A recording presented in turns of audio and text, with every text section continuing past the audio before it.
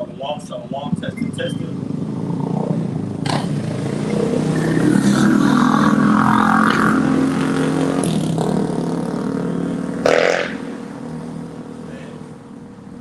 All right, shalom, shalom. Shalom. All right, with the Hebrew Israelites, according to the Bible, that's what we in the faith of that branch. We come out here wicked and we don't prophesy that downfall. But it's wicked society, it's perverse nation that you so-called Native Americans, Latinos, and Negroes currently reside in. Before we go any further, we're going to turn the face to the east and give effort and honors and praises to Yahweh, Ba'ashem, Yahweh, Shah, Ba'ashem, HaKadosh. The honors to our teachers, the apostles and the elders of the great millstone who rule well in the word that double honors. Peace and blessing to you, Hakim, pushing out this truth across the four corners during these last 6 times. Shalom. Almighty Shalom. Shalom. Right? Another weekend here in Babylon. Right? And as you see, the society is getting more and more perverse. But throughout this perverse and wicked and detestable society, the Lord has raised up men. If you get a revelation, the Lord has raised up men right across the four corners to promote his name, his good name throughout the earth. Like the names we just called on, Yahweh, Hashem, Yahushua, the Heavenly Father and the Son, by their true Hebrew names. As it is written in the book of Exodus, no other name under the sun for which we might be saved by, man. Roughly paraphrasing. Yahweh, Hashem, Yahushua, and that name will ultimately trump every other name under the sun, as well as these prophecies, man. Go ahead. This is Revelations 21:3. And I heard a great voice out of heaven saying, Behold, the tabernacle of Yahweh is with men. The tabernacle of the Most High is with men. Right? He's with men. We are that Ezekiel 11:16, the little sanctuary. Lord, what do we be in that number? Because what are we doing? What would we be found doing? Raising up prophets. All right? Seeking out the lost sheep. All right? Not flaring our engines. We're literally, this is how you spiritually flare your engine. If you want to promote anything, promote the Lord, man. You got it. One time. Right. Revelations 21:3. And I heard a great voice out of the heaven saying, Behold, the tabernacle of Yahweh is with men, and I will dwell with them. And I will wait. And I will dwell with them. And I will dwell with them. And how is the Most High ultimately dwelling with us? We're about to read in Jeremiah 1:9, man. All right? He spake it by the mouths of the prophets. All right? Back in the garden, Adam and Eve, the prophets came in the cool of the day. The Lord had his men set up back then, man. But as the scriptures say, that grain of evil seed, all right, was put into Adam, all right, for prophecy's sake. For ultimately the earthly Adam to be no more, and the celestial, the heavenly Adam, Yahushua, whom the word really called Jesus Christ, all right, for his name to reign supreme in the earth, man. You got it, brother. God, again, this is Revelations 21:3. And I heard a great voice out of heaven saying, Behold, the tabernacle of Yahweh is with men, and he will dwell with them, and they shall be his people, and Yahweh himself shall be with them and be their power. And the part of the Lord dwelling with us is giving us his name. He's supping with us through the word, through Yahushua. Yahushua said in the book of John, roughly paraphrasing, no man coming to the Father except through me. How do you get to the Father? Through the Son. The book of John, first chapter, goes into the word was made flesh and dwelt amongst us. As a literal man, he embodied this, man. Yahushua embodied this, man. I am the Alpha and the Omega. And he just specifically said, my tabernacle is with men, with the prophets. Go ahead, brother. You got any more? Go ahead, brother. Go ahead, brother. This is Philippians chapter 2, verse 9. Wherefore Yahweh also hath highly exalted him, and given him a name which is above every name. Bring it out one more time. Philippians 2, verse 9. Wherefore Yahweh also hath highly exalted him and given him a name which is above every name. And can you ultimately read up from 6? Start at 6 to get the whole point. Start at 6 to get the whole point. All right. Philippians chapter 2, verse 6. 5 to get the whole point. Salaki. Okay. Philippians chapter 2, verse 5. Let this mind be in you, which was also in Hamashiach Yahweh. And it is the same mind we arm ourselves to this day. And it comes with prophecy, foretelling. All right. The seers, the Lord has raised us up to ultimately say what's going to happen to Babylon before it actually happens. All right. So we're in the midst of all these things coming into play. What's going to stand at the end of the day? Our testimony. Revelation 19:10, the testimony of Yahweh Shai is the spirit of prophecy. You go into that word prophecy, and it goes into the utterance of the Old Testament and the New Testament, man. Roughly paraphrasing, or the utterance of the Old Testament by New Testament prophecy. Because before the New Testament was written, what did they have to go by, man? The Old Testament, right? Yahweh Shai said, I come in the volume of the book. So the prophets that have been before me and before the of old prophesied up to this point right now that we're living in, man. Whether you believe it or not, all right? Whether you have faith to believe it or not. That doesn't mean that tomorrow this place might go into a spiraling, an event that'll take it to a spiraling, man. The Lord is making these things happen through the planet Earth, not our own vain opinions. Go ahead, bro. You got something? Keep going, man. You got it. All right. Verse 6. Philippians 2, verse 6. Being in the form of Yahweh, thought it not robbery to be equal with Yahweh. Ooh, one more time. Give me wisdom of Solomon 7. Go ahead. Philippians chapter 2, verse 6. Who being in the form of Yahweh. Right, he being in the form of him, meaning what? He came in the flesh. He was the image of Yahweh in the flesh. All right? And ultimately, we come in the image of Yahweh Shai. So we're likened unto that same.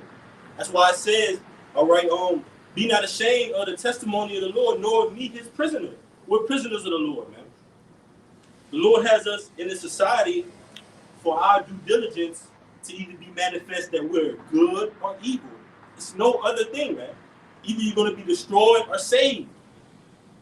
But the Lord said he's raised up his men and have spoken by the mouth of the prophets, the holy prophets, man. From the apostles on down to the least. You got more? Go ahead. Read that one more time, then stuff in the time. All right, push up. Philippians chapter 2, verse 6. Who being in the form of Yahweh, thought it not robbery to be equal with Yahweh. Thought it not robbery to be equal with Yahweh. That's a cut to the Holy Trinity, man. He said he didn't want to be equal with the Lord. So how are they the same person? How are they the same entity? He said, no man cometh to the Father except through me. That's saying, hey, me, the Father, come on. Oh, you can't come. Oh, you can come. All right? That's Yahweh Shai. He's the word. He embodies that, man. He came in the flesh without a blemish. He was the ultimate physical representation of the ultimate sacrifice. That lamb without blemish, according to Revelation, the 5th chapter, it says, who under the earth, who under the heavens was worthy to open the seals? No man was worthy except Yahweh Shai. He took the book out of him that said, all right? That shows that separation right there, roughly paraphrasing the Revelation, the 5th chapter, man. Go ahead, brother. All right. Verse 7, Philippians 2, verse 7, but made him of no reputation. Made himself. But made himself of no reputation. Showing that he was a literal man, walked the planet Earth, all right, had a mother, had a father, came through the loins of a man, all right, by a natural birth, all right, through the course of sex, the act of sex. Go ahead, brother. It says, but made himself of no reputation, and took upon him the form of a servant, and was made in the likeness of men. And was made in the likeness of men, because it tells you in the book of John, it says, all right, the word was made flesh and dwelt amongst us. And I believe when you go into that in the NLT, it goes into Yahweh Shai, man. And just as it did in Philippians 2 and 5, it says, let this mind be in you, which was also in Yahweh Shai, because they got those bumper stickers, and when we were coming up, they used to say, what would Jesus do, right? But hey, we can say what we Yahushua do, because that's the ultimate example. All right? You just didn't have that name, but we can say what we Yahushua do, because he's the ultimate example of suffering in the flesh. Yahushua is the ultimate example of suffering in the flesh, going through it, man, and still being without blemish, being blameless. Now here we are. The Lord said, though our sins be red as scarlet, he shall make them white, roughly paraphrasing. Here we are in a perverse nation, all right, a just man falling 7 times and get up again. We're making mistakes. The Lord still is going to cover us, man. He's going to cover his remnant. That's the mercy. We're going to be found written in the book of life. Lord willing, we are of that number, man. And that's a heavy testimony. Each man of the Lord throughout the Bible had a testimony, man. Job, Noah, Abraham, Isaac, Yahushua, the ultimate testimony, man. And guess what? Yahushua finished his testimony without sin. So how much more us should we be coming back to this wisdom, knowledge, and understand? That's the only thing that's going to matter in these last 6 of time, man. It's not going to matter how much rims you got in your car, how much money you got in your bank account, man. It's going to matter if you're serving good or evil down to the last second, man. The buzzer beater, right? That's what the Lord's going to hit on this place, man. But you got to have faith. Go ahead, brother. It says Philippians 2 verse 8, in being found in fashion as a man. Ooh, one more time. In being found in fashion as a man. Being found in fashion as a man. Go ahead. He humbled himself and became obedient unto death, even the death of the cross. Right, and being found in the fashion as a man is talking about Yahushua. He walked the planet Earth. All right. Joseph had sex with Mary. All right. That's a cut to the virgin birth right there. Cut to Holy Trinity. You got the Wisdom of Solomon 7. Go ahead, brother. All right, if this you is wanna, if you want to get into, you got it, brother. okay. Fine. Speak on it. All right, this is Wisdom of Solomon, chapter 7, verse 1. Wisdom of who? Wisdom of Solomon, chapter 7, verse 1. Solomon, King Solomon, which was also Yahushua. All right, go ahead.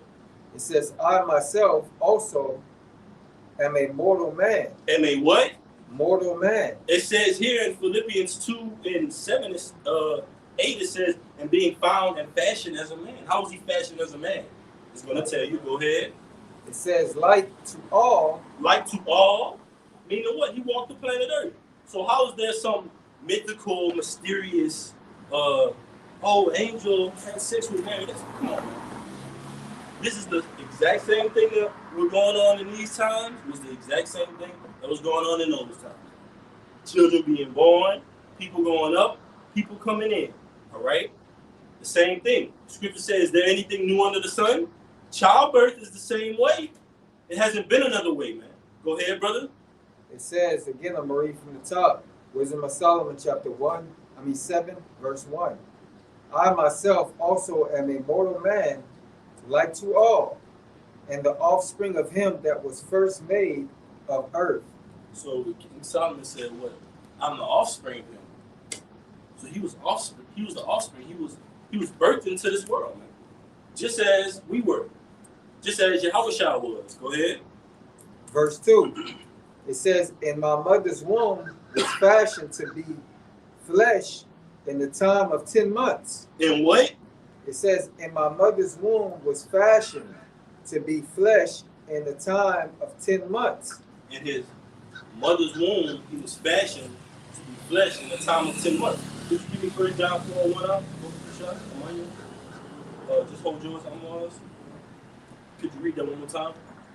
This is Wisdom of Solomon, chapter 7, verse 2. And in my mother's womb was fashioned to be flesh in the time of 10 months. In his mother's womb. So how did he get into his mother's womb? And how was he made in his mother's womb in fashion? Right? There's even a development stage in that. You have a child, they go through different trimesters or whatever it's called. Up until that 9th month, right? And then that child, you know, they're likened onto, all right, something that the Most High grows, a seed, sperma, right? Seed, sperma. So ultimately, that was likened onto us. Just Yahushua was. But the point is to be illustrated, the Lord did it with me. All right? By the mouth of his holy prophets. Go ahead, brother. Okay. By the loins of other men. Go ahead, brother. It says, and in my mother's womb was fashioned to be flesh in the time of 10 months, In the time of 10 months, go ahead. being compact in blood of the seed of man. One more time. It says, being compacted in blood of the seed of man, and the pleasure that cometh with sleep. Yeah. Back in the blood, got to see the man. That pleasure that comes with sleep when you're in that womb. What is it like to deep sleep? And y'all remember what happened in the womb? Can you remember when you were 2-3 months? What was going on? Me either, brother. So, hey, that's like unto us. Us all, we had that journey, man. From the spirit world back to here, like the scripture say, I behold vanity under the sun is vanity. That's the earth. We have people that are going up, all right? People that are coming down. People that, it's a revolving door. It tells you that in, I believe, 2nd Ezra 5th chapter. It tells you that the Lord has a circle of judgment likened onto a ring. The Lord's judgment is likened onto a ring. So people being judged, going up, coming back down for the judgment as well. All right, it's a revolving door. But could you read the one before that last one again about the flesh? Okay, I can read it over again. This is Solomon chapter 2, Salakias chapter 7, verse 2. And in my mother's womb was fashioned to be flesh. And in my mother's womb was fashioned to be what? To be flesh. To be flesh. This is John 1:14. I'm going to start at 1. In the beginning was the Word, and the Word, and that first God is talking about Yahweh, second is talking about Yahushua. The Word was with the Most High, and the Word was a power. That's what this really reads. The Word was with the Most High, and the Word was a power. All right? Alahayim, judges, rulers, powers. John 1:1. In the beginning was the Word, and the Word was with the Most High, and the Word was a power. All right? It says the same was in the beginning, all right, with the Most High. It says, and I'm going to jump down to verse 14, and the Word was made flesh. So Yahushua was made flesh, right? And Yahushua is what? The top ruler, the top judge, the top power, right? So it tells you in Colossians 1:15, who is the image of the invisible power? The invisible power, Yahweh. All right, it's the image of him being Yahushua, the firstborn of every creature, man. All right, the nation of Israel. Okay? I'm going to jump down to 14. John 1:14, and the Word was made flesh and dwelt among us. Did you get this in the NLT? And the Word was made flesh and dwelt among us, and we beheld his glory, the glory as of the only begotten of the Father. So why would it say it compares the Word to him, a person? Then it says the Word was made flesh. Then it compares the Word to the only begotten of the Father. That's explicitly talking about Yahushua. You cannot get around it. John 1:14, and the Word was made flesh and dwelt among us, and we beheld his glory, the glory as of the only begotten of the Father, full of grace and truth. And that's, we preach Yahushua, man. All right? Because he's full of grace and truth. We're in a grace period right now, man. To come back, all right? There's going to be a great influx of people coming and asking about the 12 tribes chart. All right, is America really Babylon? What's the Quran? All right, is this the true image of Yahushua according to the Bible? And guess what? It's biblical. All right, John 1:14. You got it in the NLT. You got it. John chapter 1 verse 14 in the NLT. So the Word became human and made his home among us. He was full of unfailing love and faithfulness, and we have seen his glory. The glory of the Father's one and only Son. That's right. And Yahweh, whom the world ain't really called God, all right? He dealing with the man, first and foremost, his son. And guess what? If we are of that number, we're the sons, plural, more than one, of God, all right? Sons of Yahweh Shem Yahushua. We're those other operating judges, powers, rulers, man. Because we're just gods in this flesh, man. If we be of that number, what do we are, man? We're likened on to the elect of the nation of Israel, man, from the apostles on down to the least of us. We're likened to gods in the flesh. We're prisoners of hope in these chains of darkness. The scriptures say a little lower than the angels. You got any more, brother? No. You want to speak on it? Did you bring out that 1 John 4:2? No. All right. This is just backing up the brother furthermore going into how Yahushua, was walking on the earth in flesh, man. All right, this is 1 John 4:2. It says, "Hereby ye know that the Spirit of Yahweh, every spirit that confesseth that Yahweh Shah Mashiach has come in the flesh is of Yahweh." So, all those that confess, the words of Yahweh Bashem Yahushua, all right, know that what? Yahweh Shah came in the flesh, man. All right? He came in the same, he came to conquer the flesh, man. All right? He came to conquer the flesh, man. All right, to show what? To show the rest of us that it's possible, man. Yes. All right? How can we come in the flesh and our power not come in the flesh? If you believe. Now you ask a Christian that, they'll be just like, oh, what? They'll have that look like, huh? No, but you ultimately take them back to the scriptures, man. That's what's going to trump everything. This word, man, Yahweh Shai. And when he turns up, man, oh boy, when he turns up, man, when Yahweh Shai turns up, hey, if we are of that number, the scriptures identifies us as joint heirs. If you want to call this a will, you can. You liken the testament unto a will, right? Will, last living testament. This is what was left for us. Like the scriptures say, the law for heritage. This is what was left for us, left for men, all right, to lead and guide. And the prophecy, Yahweh Shemel Shai. This is what was left for us to be brought back to, our heritage. You got it, brother. You got anything? Still back. You go ahead and you can bring it up. God, this is Wisdom of Solomon, chapter 7, verse 2 again.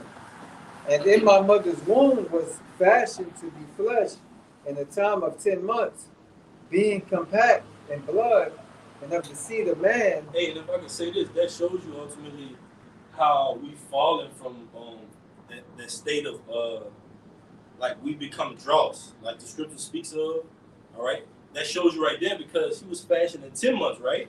The average child, man, they ain't making it to 9 months. They premature. They are juiced up, should I say? I'm gonna just say it like that.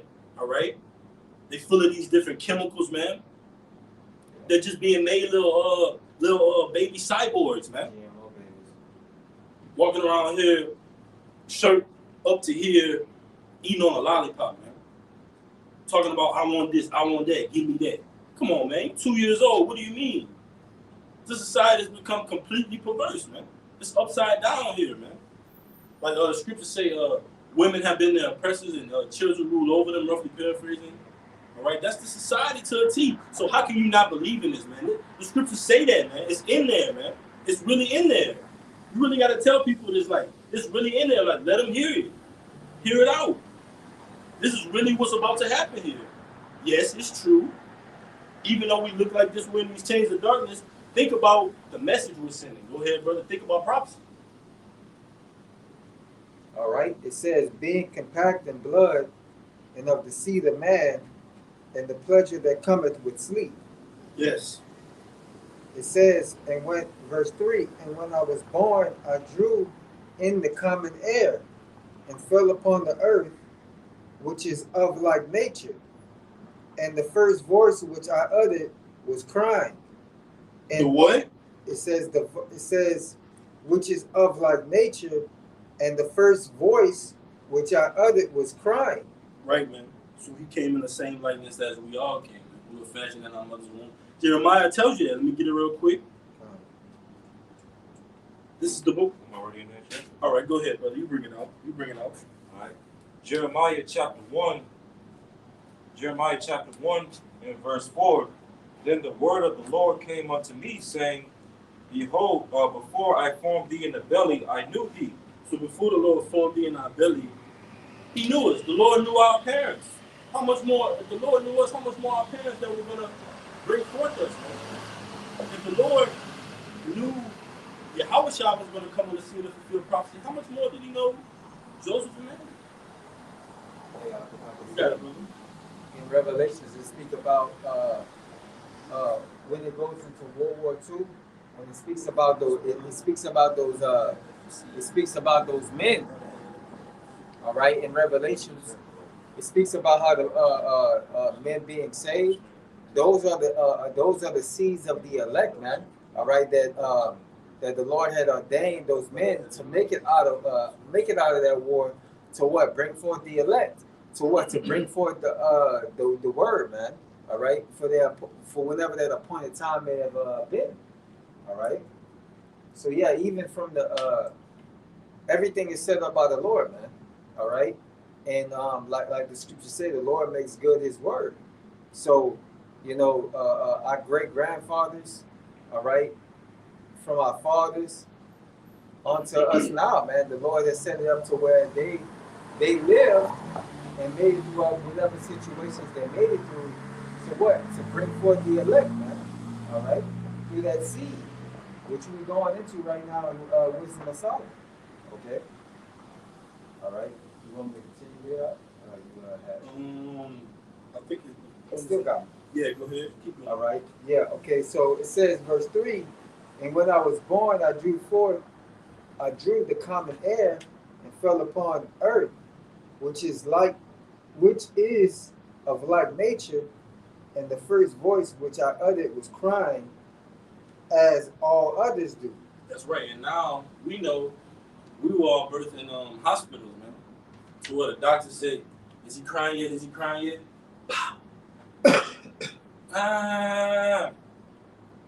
Smack you on your behind, man. Put that cereal, not that cereal number, Salaki, the Social Security, Social Security ID, man. Birth certificate, nothing but a price tag. Matter of fact, your organs have prices here, man. Come on, man. You can't. This is a perverse society, man. We're gonna keep saying it, man. This society is getting more and more perverse. If you don't see it now, guess what? Just live in oblivion. Stay on Oblivion Island, man. Gutter Island. Go ahead, brother. Khan. And it continues to say, verse 4, it says, I was nurtured in swaddling clothes and with care. Swaddling clothes, man. They still do that today. Swaddle kids in the clothing. You see that, man. You see parents in the supermarket. Got the kids swaddled up. So how is that so mysterious how Yahushua came on the scene? In the world, ain't really called Jesus Christ. This is King Solomon illustrating it, man. Yeah, this is a real good point right here, these last 2 verses. It says, for there is no king that had any other beginning of birth. And it is not Yahushua, the King of Kings. Okay, so what that tells you that Yahushua, even himself, came through what? Came through conceiving, all right? Through the seed, okay? Through the roots, man, all right? And it continues to say, for all men have one interest. It says, for all men, verse 6, for all men have one entrance into life and the liking going out.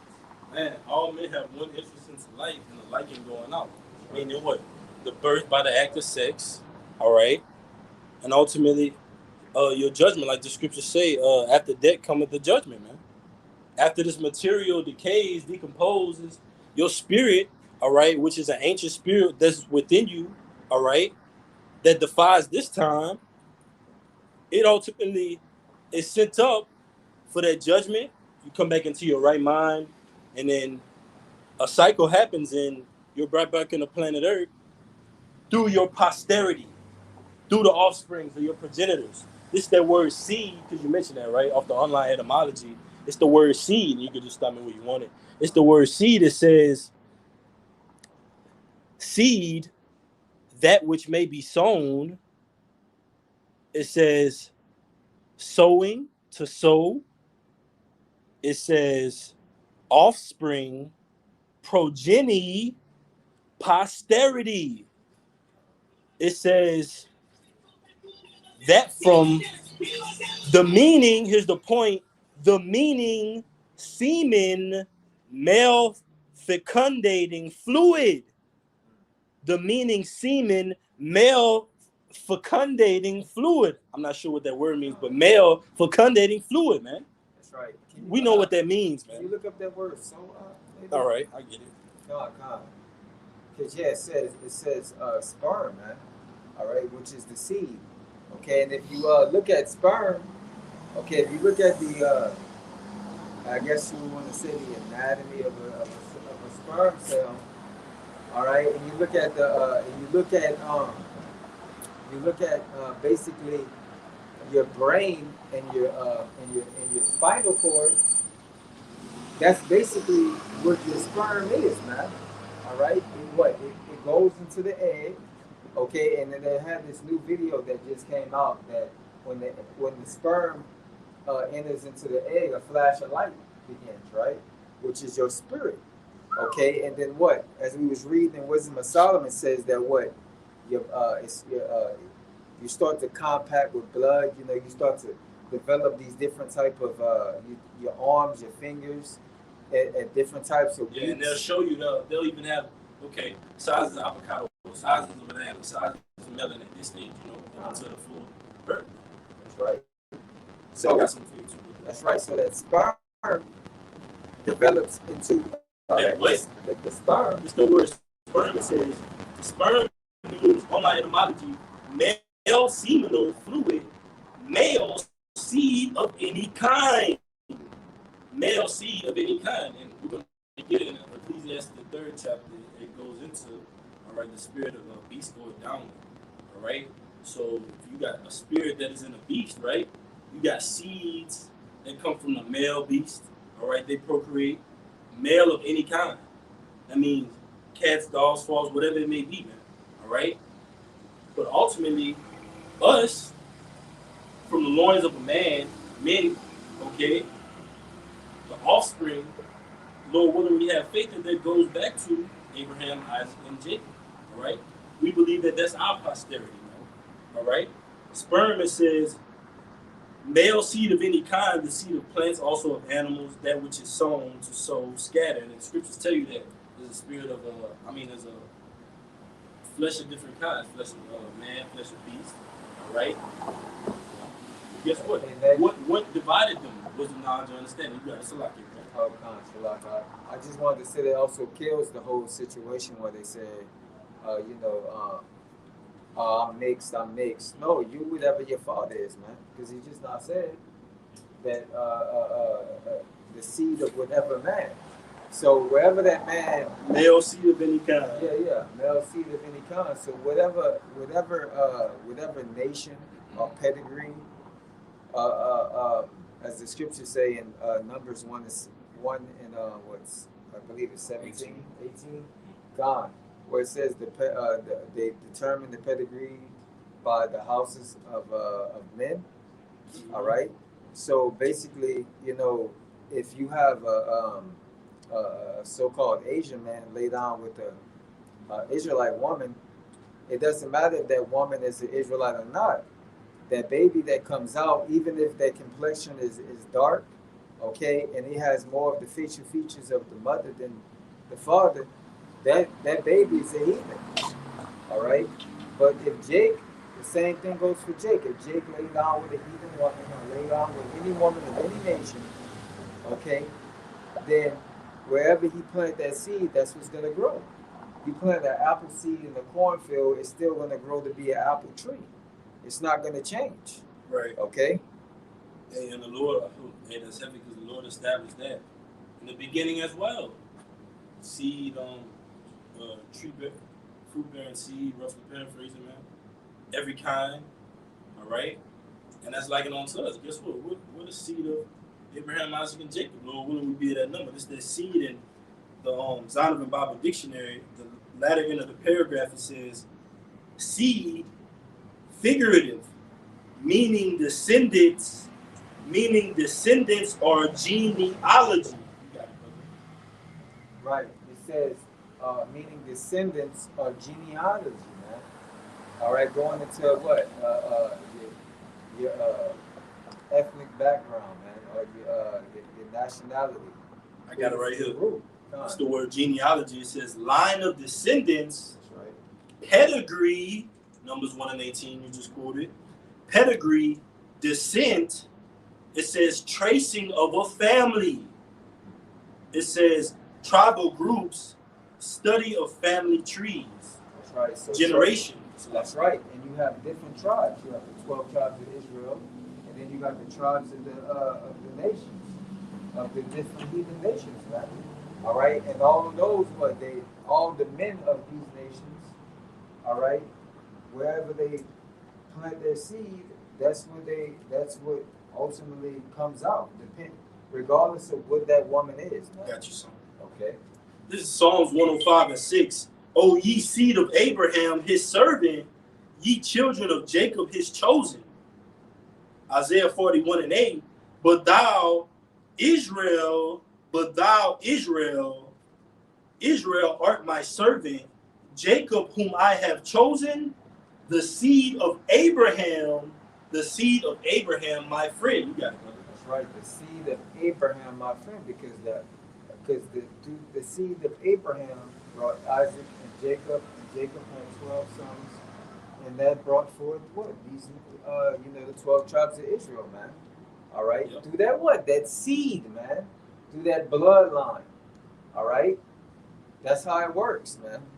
Yeah, All and right. even Genesis the 5th chapter, Adam all the way down onto Noah, the sons of God, Noah through effects, and all the way down onto Abraham, All men. patriarchs, Yeah. sons. The Lord would have said the daughters of Yahweh. Come on, man. That's what they say in these. That's what they say. That's what these the small hat community says. That it goes by your mother, man. It doesn't go by your mother. It goes by your father, man. We clearly illustrated that the seed goes into sperm. Yeah. Can a female produce that? It cuts off at the female. It doesn't continue. That's why when God say, "Oh man, I want a boy." Why? Because the boy is gonna continue that lineage through the seed, through the blood, man. All right. Through women, it stops, man. All right. But that's it. You go ahead, Mike. All right, it's Genesis 28 and verse. Well, I'm just go straight to the point. Hey, and if I could just say real quick, ultimately, we're just illustrating that the Lord ultimately dealeth with men through generations of men. All right, Abraham, Isaac, Jacob. You go up, Adam all the way down onto Noah, down onto Abraham, Isaac, and Jacob. Lord willing, all right. We believe that we stem from one of these 12 tribes. All right, progenitors. Okay. But the Lord, like we brought out in Revelations, he dealeth with men, the prophets, all right, of Yahweh Shem Yahushua. Go ahead, brother. All right. Genesis 28, verse 14. This is the Lord speaking to our forefather Jacob right here in this chapter. All right. Genesis 28, verse 14. And thy seed shall be as the dust of the earth, and thou shalt spread abroad to the west, and to the east, and to the north, and to the south. Okay? And in thee and thy seed shall all the families of the earth be blessed. So, first off, the Lord told Jacob that his seed will be as the dust of the earth. All right, the sand of the sea, the stars of heaven, north, south, east, and west are the four corners of the earth. Okay? Basically, we as a nation, the nation of Israel, we would be fruitful and multiply, and be scattered throughout all the earth. And as it went into in the latter part of that verse, in thee and thy seed shall all the families of the earth be blessed. All right, the families of the earth is talking about the 12 tribes of the nation of Israel. Okay, it's not talking about all nations. All right, Jeremiah 31, verse 1 goes into that. Our Lord is only dealing with the families of the house of Israel. Okay, all these heathen nations will not take part in the kingdom and the promises that was given to Abraham, Isaac, and Jacob.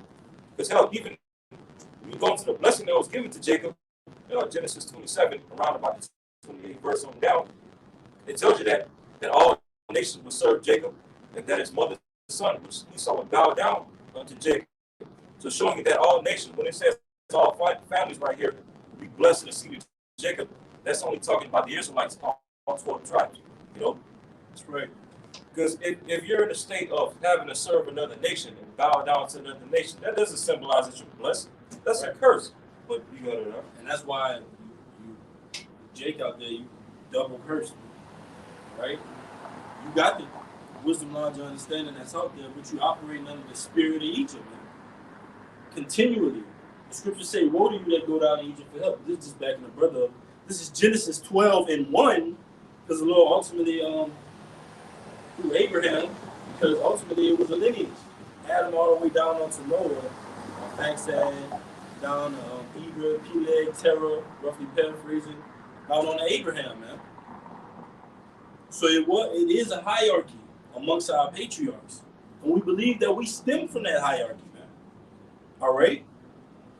Genesis 12:1. Now the Lord said unto Abraham, father of nations, get thee out of thy country and from thy kindred. Could somebody get that word kindred there? In Genesis 12:1. Genesis 12:1. Now the Lord has said unto Abram, get thee out of thy country and from thy kindred and from thy father's house unto a land that I will show thee. Verse 2.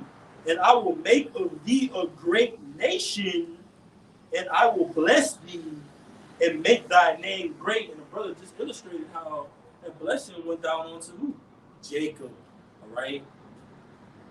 Jacob's name was later changed onto Israel. The Lord said, Israel, my chosen seed. We're back. Esau, surprise, we're here. All right, now what? Prophecy will reign at the end of the day. Genesis 12:2 again, and I will make of thee a great nation, and I will bless thee and make thy name great, and thou shalt be a blessing. And I will bless them that bless thee, and curse them that curse thee, and in thee shall all families of the earth be blessed. And that's talking about Jacob, the nation of Israel, because all other families of the earth are going to be blessed, ultimately. Even these on the back of the side, because when the scriptures tell you when the righteous bear rule, guess what? The people rejoice. These other nations are going to be happy to be back in their order, serving us, man, properly. All right? You got it, brother. You can bring it up, bring it down. All right.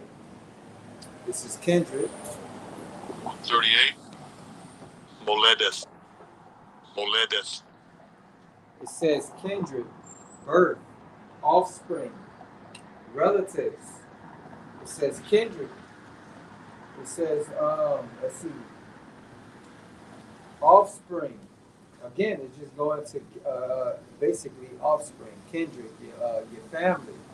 All right, of that bloodline. Okay, like Jake like to say in the South, my kinfolk. All right, which is what your family, man. All right. Let's see. That's the etymology? That's the blue letter. Want to get Do that? they have anything on Jacob in there? Let's see. About the 12 tribes?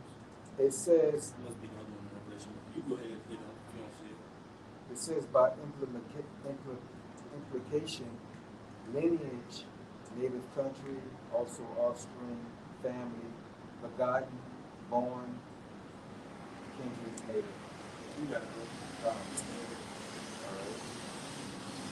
So yeah, basically again, this is going into I'll read the Strong's definition. All right, it says lineage. It says offspring again. It says family. All right. So yeah, man. Okay. Let me go into that word lineage in the Google. It says ancestry, family, roots.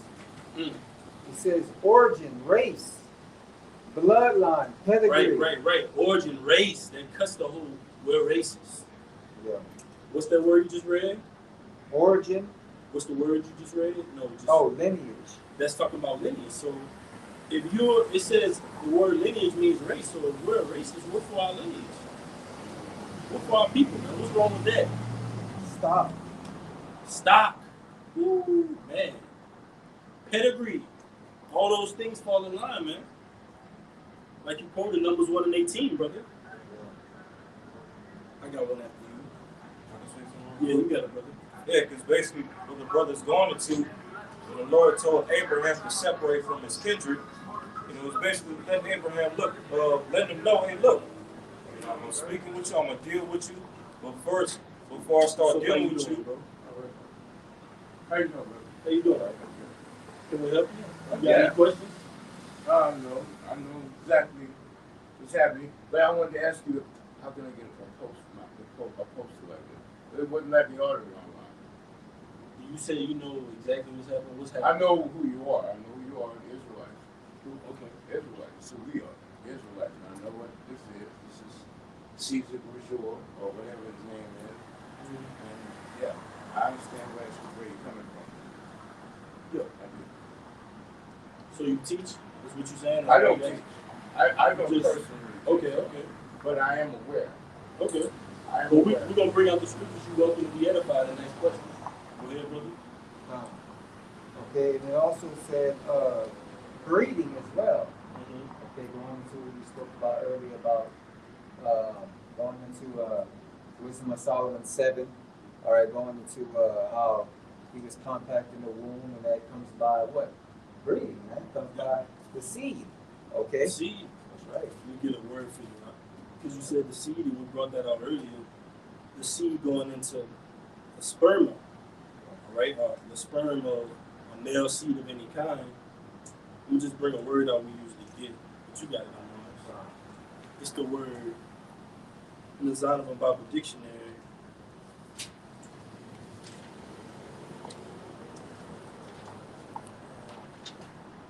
Right?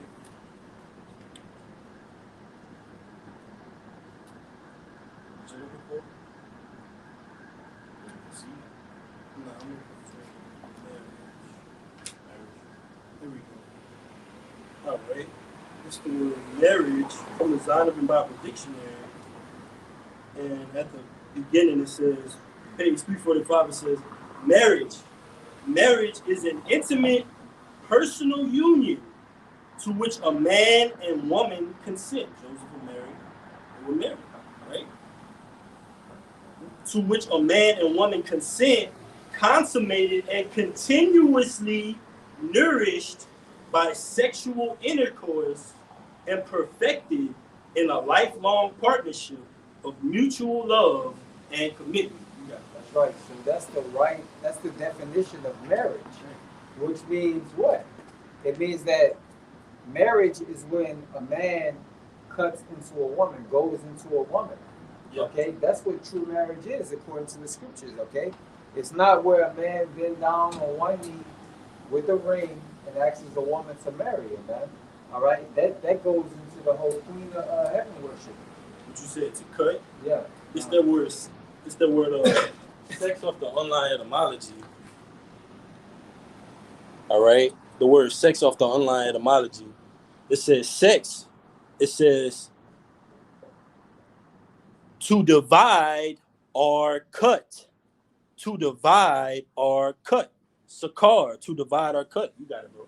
That's right. To divide or to cut, man. I mean, a man putting his rod into a woman and what? Breaking her heart. Or what? Putting his rod. Man, the key point. Brother said a man. All right? The seed of men. That's how we all ultimately formed here, man. Yeah. But if you're living in this perverse society, this society teaches backwards. Look what they did to us through the course of slavery. All right? Butt breaking, auction blocks. All right? A girl for one, boy for. That was Esau Edom. He separated us, man. Trying to, guess what? Take us away from our lineage and our heritage. But guess what? We were brought back. But ultimately, we were brought back through the Lord's of men. The brother illustrated Revelation, the Lord dwelling in a tabernacle of men. You got it, brother. That's right, man. All right, so yeah, man, again, You got a word for you, too. fine. Again, so the whole marriage thing is what? It's a con, man. It's a con to get money out of you, man. As the brother said, what? Whenever you're born into this world, you're given a birth certificate, man. Yeah. And on that birth certificate, We were born here by marriages. That's right. You got it, brother. Yeah, you're given a birth certificate with a social security number, which is nothing but a serial number. Okay, your name is in all caps, which means that you are part of the corporation now. Okay, so that what that your parents will train you up as a good little boy or girl, go to school, go to their systems, waking up early in the morning to go to school, only to be training you up to where you're being able to when you actually go out there to go get a job, that what you already used to and adapt to the whole to the whole system, man. All right. Yeah. You know. Mm-hmm. So what? And then what? They again going into the marriage, man. All right, it being about money. All right, because marriages don't even last, man. All right. Yeah, marriages according to this society. Yeah, right? marriage according to this society don't last that very long, man. Especially now these days, okay? Because the love of many has waxed cold, man. All right. This that word kindred, the one that you had brought. This the one from the New Testament. All right. It says, get it real quick. Strong's G 5443. Foulet. It says, kindred. It says in the New Testament, all the persons descending from one of the 12 sons of the patriarch Jacob. So the word kindred means in the New Testament, all the persons descending from one of the 12 sons of the patriarch Jacob. No other nation did it mention, man. So no other nation are the kindred, the people of the Most High, man. So I'm looking at this brother, looking at this other brother. These are my kindred, all right, according to the scriptures, man. Lord willing, where persons are a person descending from one of the 12 sons of the patriarch Jacob. Yeah. Even whenever the Lord said that he took Eve from the rib of Adam, that was the kindred of Adam. And she was an Israelite woman. Yeah. All right. It wasn't his nation, man. Of his nation of people. Of his nation, that's correct. All right. It wasn't an actual rib. He took it. It was going into the nation. Okay. All Yes. right. This says a clan or a tribe. Yeah, a clan or a tribe, man. All right, a tribe, a bloodline. Again, going back to that bloodline, going back to the seed. Okay, of man, the pedigree. Bloodline of Right? men. That's right. That's right. That's right. That's right. I get that, Jeremiah. You have some more? Well, I guess we will. Go ahead, bro.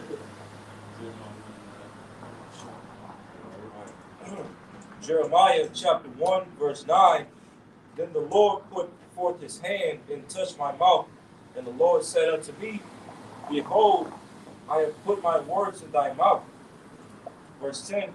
See, I have this day set thee over the nations and over the kingdoms, to root out and to pull down and to destroy and to throw down, to build and to plant. One more time. All right, Jeremiah chapter 1, verse 9. Then the Lord put forth his hand and touched my mouth. And the Lord said unto me, Behold, I have put my words in thy mouth. Right, and from the apostles on down to the least of us, all right, Amos 3 and 6 are, we're examples of that, all right, of being raised up and being ambassadors of the Lord. And we don't only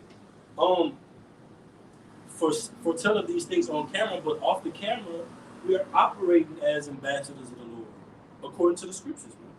So it's going to be made manifest through these hard, perilous times who the Lord's chosen are, who his chosen men are. It says, acceptable men in the furnace of adversity. And that's the point I pretty much want to illustrate, that the Lord dealing with men on the planet Earth through the seed of men, all right, the sons of God all the way down onto Abraham, Isaac, and Jacob, through the kindreds, all right, many tongues, looking like many people, all right, but having the spirit of power, Yahweh Shem Yahushua, man.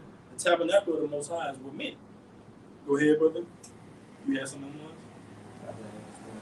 Go ahead, real quick. God, this is Amos 3 and 6. And it says, Shall a trumpet be blown in the city, and the people be not afraid? And we're blowing a trumpet right now. We're speaking of the lyrics, that new song that speaks of in Revelation, the 5th chapter.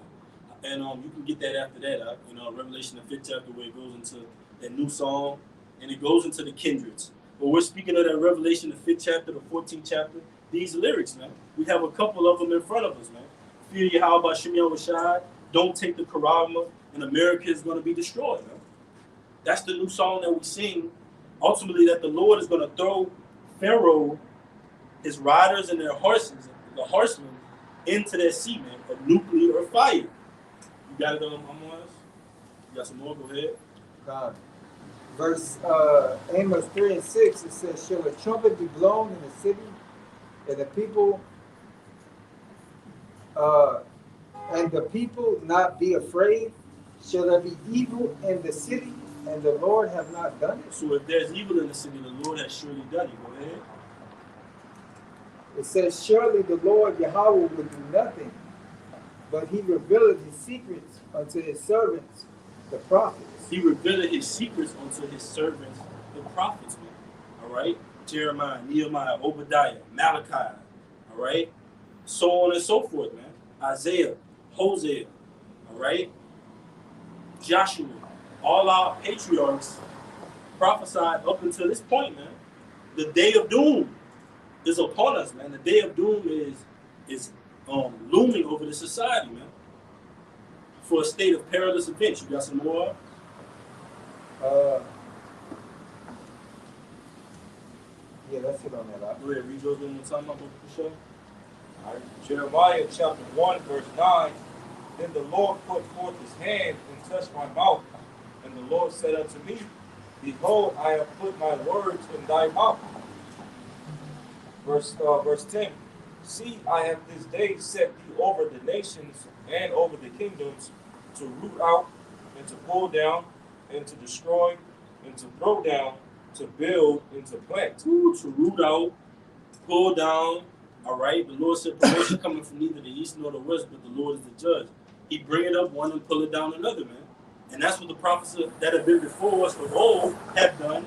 And that's what we're doing, man. This is Jeremiah 5:14. Wherefore thus said the Lord Yahweh of hosts, the heaven's armies, because ye speak this word, behold, I will make my words in thy mouth fire, and this people wood, and it shall devour them. And this word is literally going to devour this place. It's doing it right now. You see the society is colluding, and it's ultimately going to devour it by that thermonuclear heat, which the word foretells of. We speak of the thermonuclear heat, the ICBM nuclear missiles, the lake of fire in the Bible, man. And it's actually going to occur. So when that's made manifest, we're going to know that, with proof beyond a reasonable doubt, man, that we were doing the Lord's work this time. We were out here on the highways and byways for the right cause, man. That's what we want to be made manifest. Go ahead, brother. I'm wise with yours. Yeah, bring out yours and break it down. All right, this is Isaiah 13:1. The burden of Babylon, which Isaiah the son of Amos did see. Lift up the banner upon the high mountain, exalt the voice unto them, shake the hand that they may go into the gates of the nobles. I have commanded my sanctified ones, and have called my mighty ones for mine anger. Did you get Proverbs 1 and 20 out? And that banner goes into the truth. All right, we're in the gates of these nobles, man. All right, these hierarchs. We're ultimately the elect on the right-hand side, right? And you have a hierarchy on the left-hand side. These international banking families who have a ploy, and they have an agenda on the planet Earth. And their agenda, all right, is to make you so-called Native Americans, Latinos, and Negroes a part of this beast system, this beast image right here. This detestable device, man. Look at this thing, man. Me and the brothers were talking about it, all right, before the camera started rolling. And we went into these different images on here, on this particular sign right here. And all of the faces of those on these images are completely gone, completely possessed. And you see the phases of it in the society. You're westernized, feminized, you're all these things. Next thing you know, you're taking the charagma. You're bound to the image, man. Scary times we live in. Go ahead, Uncle Manya, Uncle Michelle. All right. Proverbs chapter 1, verse 20. It says, wisdom crieth without, she uttereth her voice in the streets. 21. She crieth in the chief place of concourse, in the opening of the gates. In the city she uttereth her words, saying, how long, ye simple ones, will ye love simplicity? And that's what we're saying in this society. This is Psalm 60:4. Thou hast given a banner to them. Thou hast given a banner to them that fear thee, that it may be displayed because of the truth. So the Lord says he gives a banner to those that fear him. The Lord's not going to give any precious possessions and treasures to somebody that just don't care about taking care of it. It's going to be like, okay, well, we just put it in my pocket. Just hide it. Next thing you know, you washing it in the washing and dryer, man. No, man, we gotta treasure this thing, man. The scriptures tell you it's either in Psalms or Proverbs, there's treasure to be dwelled in the house of the wise, but a foolish man spending it up. So that's like to Matthew the 25th chapter, where you got the 5 wise virgins, the 5 foolish virgins, the 5 wise men, the 5 foolish. That's like to 2 different realities. Those that are living for the kingdom of heaven, and those that are living, all right, to keep up themselves in the society and putting the Lord on the back burner. You got it, brother. All right, you got any more? Go ahead. Proverbs 1 verse 22. How long, ye simple ones, will you love simplicity, and the scorners delight in their scorning, and fools hate knowledge? That's great, man.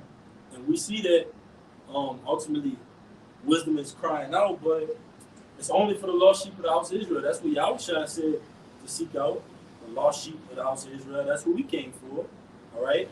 Those that are outside of this fold, man, the Lord came for the Jews, the Greeks, the Gentiles, because you got Israelites being labeled those things. You got Israelites in New Orleans, Baton Rouge, Lafayette, all right? Repping south this, north this, east this, west that, this block, that hood, man. The law said he gave us the law for our heritage, man. The scriptures, the law fulfilled through Yahushua tells us the do's and don'ts, man. And if you're abiding by it, you're not going to take this around. Sorry. Go ahead. Well, like Friday we have our exam. You at 21? You at 21? That's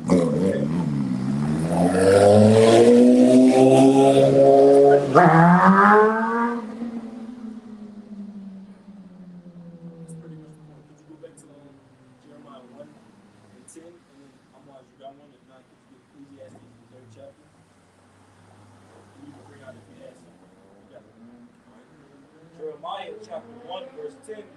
See, I have this day set thee over the nations. Over the nations, the Lord said, ask thee, and I shall give thee the heathen for thine inheritance. So, literally, we walk around here, we're literally over Esau, Moab, Ishmael, Ammon, Japheth. We're over those nations, man. And we operate in as such. And this is a part of us showing that we're over those nations. We don't literally go on a job and boom, kick the door in. Yeah, man, y'all going into slavery. Everybody in here, man. Nah, man. Scripture said, I hate thee with a perfect hatred. A part of that is the patience and faith of the saints. That's one of our characteristics is patience. Waiting it out. Going through BS all the time, being brought through the ringer. Suffering in the flesh. But at least you want to go out with the name of Yahweh Bashem Yahushua. You want to finish the course with Yahweh Bashem Yahushua. You don't want to walk out and say you gave it up for any other platform, any other name. Just like there's no other name in which under heaven we can be saved by. So where are you going to get salvation from? Salvation isn't lying, it's prerogative. That's going to be, man, it's going to be like they'll say what in the Christian church, man, hell is long. They got a long line to hell. Hey, that makes some sense, right? There's going to be many of them caught up in that lake of fire, man. And there's going to be lines wrapped around the building, all right, to take this thing, man, in these up and coming days for the miracles pertaining to Revelation the 13th chapter. Go ahead, brother. Go ahead, brother. You can break it down. All right. It's backing the point on how the Lord told Jeremiah, which also applies to us in these latter days, that we're over the nations, right? Over the beginning. This is Deuteronomy chapter 7, verse 6. For thou art an holy people unto the Lord thy power. The Lord thy power hath chosen thee to be a special people unto himself, above all people that are upon the face of the earth. So, and also backing up a point the brother made earlier, going into the term, racist or racism, which racism means what? Race meaning seed or lineage, and then ism, the suffix ism, it goes into to practice or advocate a particular doctrine or belief or cultural way of life. There's so on and so forth. So the Heavenly Father is racist. The Heavenly Father, Yahweh, advocates for his people, okay, above all nations, above all people upon the face of the earth. So despite the fact that, we're in this lower state, in this flesh, suffering these curses, having to be subject to these heathen nations, hey, the Lord still esteems us above these nations because, according to the true narrative of the scriptures, the Lord is only coming back to save the Israelites, all right, namely the elect of the nation of Israel, the 1/3, which are what? So-called Negroes, Latinos, and Native Americans, which again, no heathen will take part in salvation. Yes, I got two of them for you. You was before me, though. Go ahead. All right, this is 1 Peter 2:9. And it says, but ye are a chosen generation, a royal priesthood, and holy nation, a particular people, Peculiar. Shalaki, a peculiar people, that ye should show forth the praises of him who have called you out of darkness into his marvelous light. So you see there, again, going into the bloodline, man, of the Lord choosing who, man? The nation of Israel, and no other nation, man. The Lord has chosen Israel unto himself, a peculiar people, all right, unto himself, a priest, all right, of servants, a royalty, man, above all nations, all right, because all these other nations were created to be our servants and handmaids, man. And that's All the right. law. Yes, all right. That's it on that. I got two quick ones. Alright. This is the book of Sirach, chapter 17, verse 17. For in the divisions of the nations of the whole earth, he set a ruler over every people. But Israel is the Lord's portion, whom being his firstborn, he nourished with discipline. How will we nourish with discipline? Wisdom, knowledge, and understanding, the law, statutes, and commandments. That's what discipline is. Before the law was given unto Moses, all right, physically written down, all right, it was in our inward parts. It was oral, man. All right, we were actually doing it, man. Okay, Genesis, the 4th chapter. Cain, Abel, the righteous sacrifice, the wicked sacrifice. We were literally operating in that mindset, man. That's how we're going to be brought back. But it starts here, man. Like it says, many were called. The church called us out, man. The church, Yahweh Shem Yoshai. The Lord put out the apostles on down to the least of us. And we were drawn into this thing. We were educated, man. And we believed. Why? Because in prior times, we believed. In the times before that, we believed. In Jeremiah 28:8 says, the prophets that have been before me, before thee of old, they believed and prophesied up until this point we're living in right now, where this thing is about to be implemented, man. There's no way out of what you're about to see, America. All right? And it's all biblical. This is the other one. Matthew 28:19. Go ye therefore and teach all nations, baptizing them in the name of the Father and of the Son and of the Holy Ghost, teaching them to observe all things whatsoever I have commanded you. And lo, I am with you always, even unto the end of the world. And all nations, we're talking about the kindreds we spoke of, all right? The descendants of Jacob, all right? Who was a patriarch of Israel, all right? You got the southern kingdom and the northern kingdom. That's who we believe we come from, all right? During the Passat, we say what? Blank bond, Yahweh, the blank bond, and so on and so forth, man. What tribe you're from. But that's by faith, like the brother goes into. This is faith-based, man. We believe these things by faith. And how do we know ultimately that we're on the right track? Because nobody around us believes that they're Israelites, according to the Bible, that they have a higher power that looks upon us, all right? That to observe the high holy days and the Shabbats, according to the best of our abilities. The society is in perverse darkness, man. This is zombie land, just like those individuals on this sign right here, man, taking that Quran, man. That's why it tells you in it's a Revelation, the 16th chapter, a grievous sword, man. It's going to come upon those that take the Quran, a grievous sword, man, a cancerous sword, man.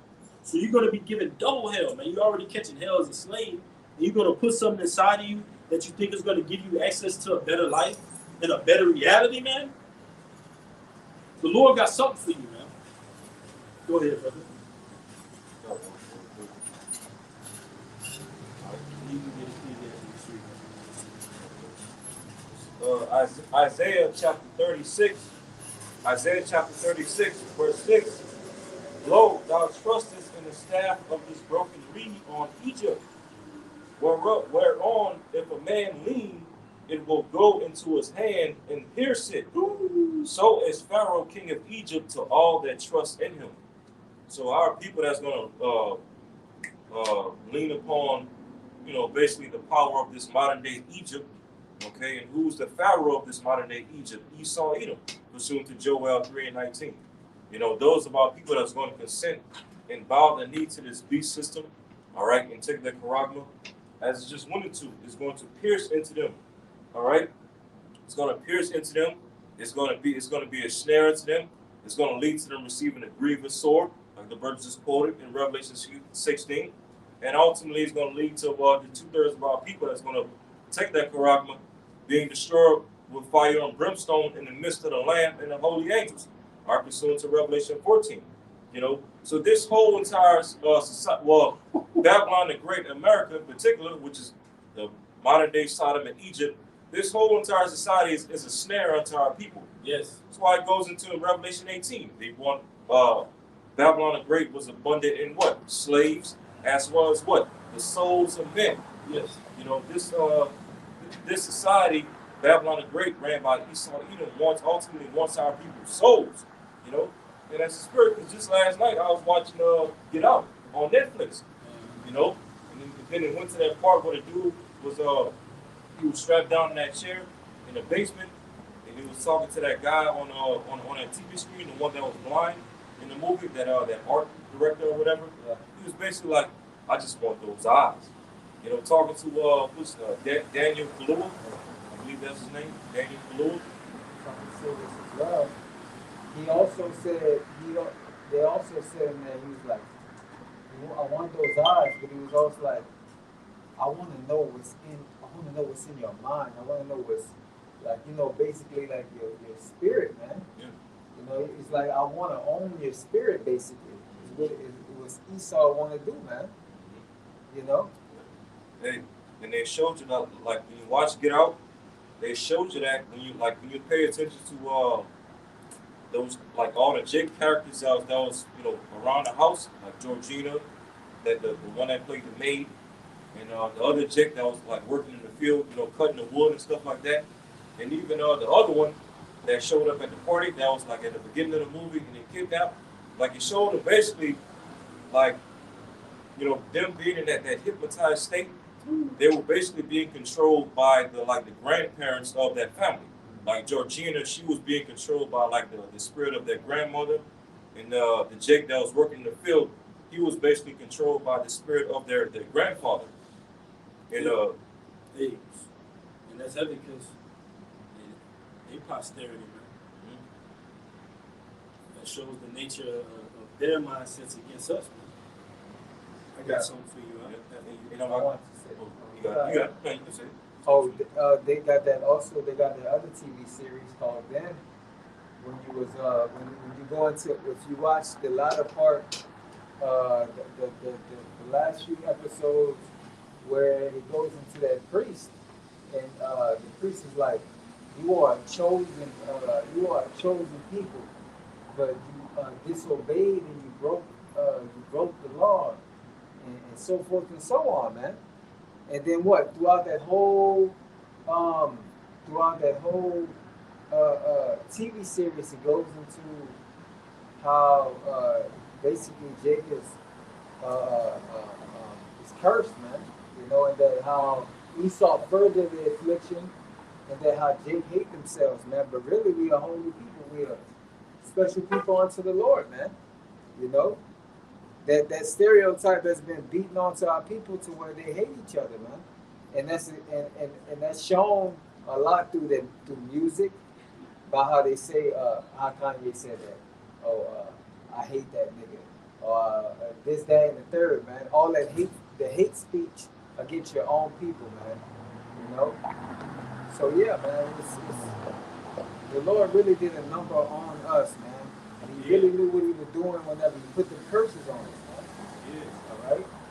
And then you completely through it, you trust in the system, man. Just to back your brother up, man.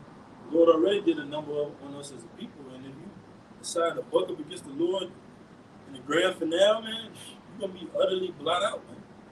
All right, like the scripture say, those that wait to everlasting life and others to shame, man. You don't want to put your head down, man. Isaiah 36:6 in the NLT is like the brother was going into the snares of Babylon will pierce you through. All right, it's like another trust in the system, but you won't walk into a booby trap and see what happens, what's down there in that booby trap, if it won't pierce you through, right?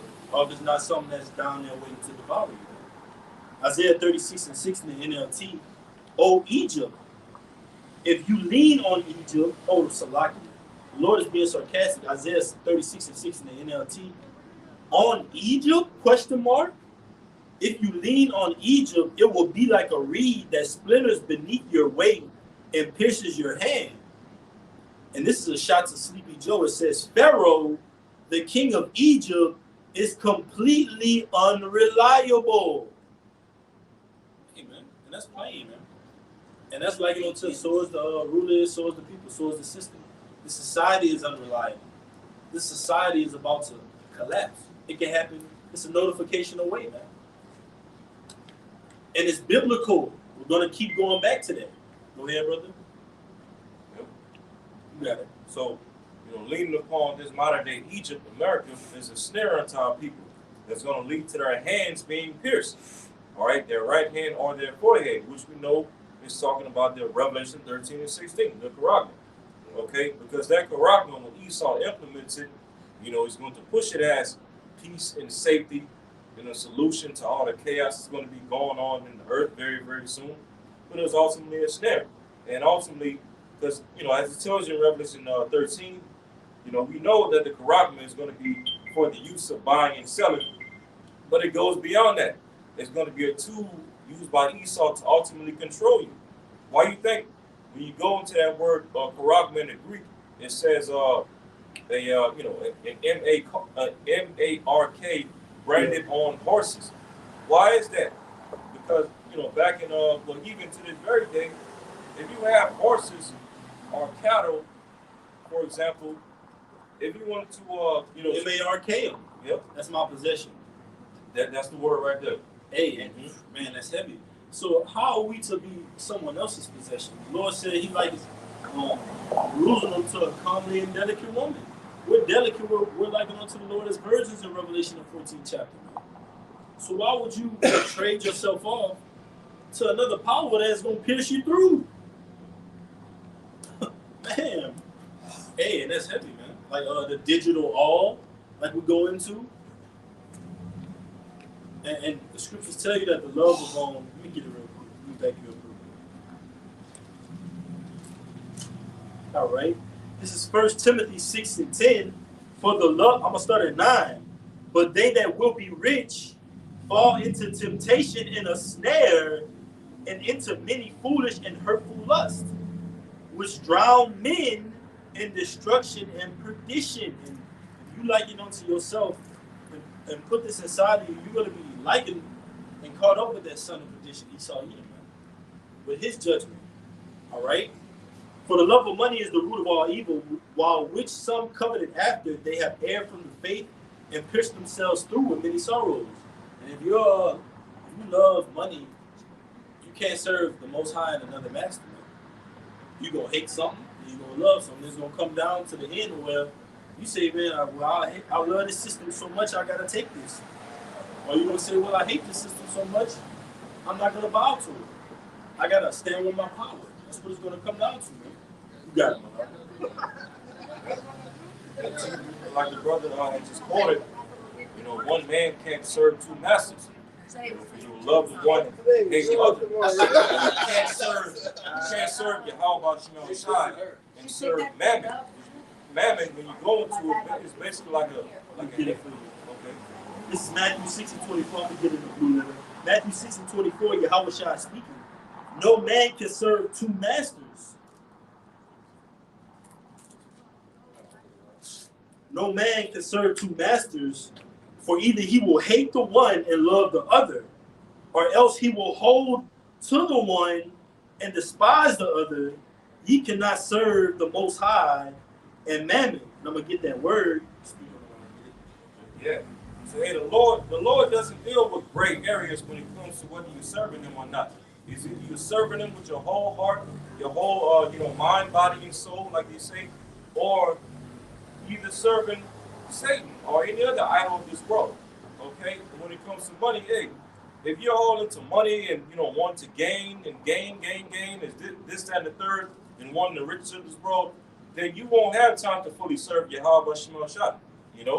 Because that shows that ultimately money in your belly is your master, okay, and not Yahweh Shema Shah.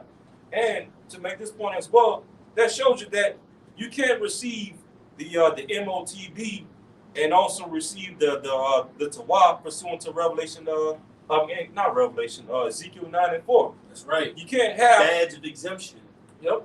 You can't receive two MARKs. Okay, you're either going to receive one or the other. You see, the Lord ain't dealing with none of that gray area in between nonsense. It's the word mammon. It says confidence, wealth personified. It says treasure, riches, where it is personified and opposed to the Most High. It says, Yeah, so basically, you can't serve wealth and the riches of this world and at the same time try to call yourself serving Yahweh Shema Shah. Because all the wealth and the riches of this world is ultimately going to lead to you being tempted. Okay? It's ultimately going to lead to you being tempted to take the charagma in order for you to maintain all that wealth and riches that you have. And even when Esau pushes his NWO system and that charagma, you're not even going to fully receive all the wealth and riches that you have now. You're only going to receive a fraction of it. yes. Because Esau is hoarding all the riches and all the lands and the wealth to himself. And he's going to control how much of that you get too. Yeah. And he's going to be able to cut it on, cut it off. Because now you're his possession. If I got a pair of shoes, I could take them on and take them off. If I have a car, all right, I could turn it on, turn it off. This is the word mammon, and there's a word in the word mammon. It's avarice, and I didn't know the word, so I looked it up, and I'm gonna bring out the definition of it. But just the word mammals.